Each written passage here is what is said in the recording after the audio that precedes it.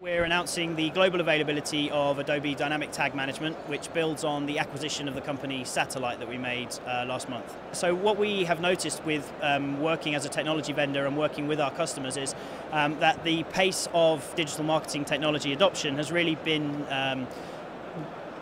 affected by companies' ability to actually deploy tags. Actually just getting tags out there in order to track user behavior, to put the right ads in front of the right people is a real challenge. And what we needed to do was build on our own existing capabilities in the tag management space and provide a class-leading capability to our customers. And so that's why we went out and acquired the Satellite organization, and we've now made that available as part of the Marketing Cloud.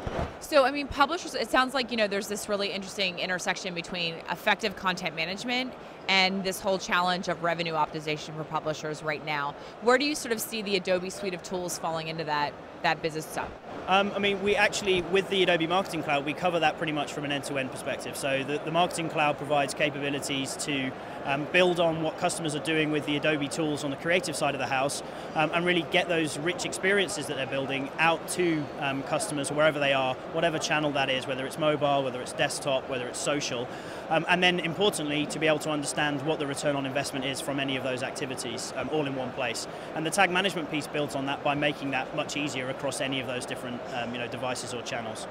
Are there any unique challenges for publishers in Europe given that the need to localize content? Like, how does the need for localization and optimization of content sort of country by country in Europe in a market that's so complex make it unique and differentiated here? It definitely creates a challenge and an overhead in terms of how do you manage the experience and the content.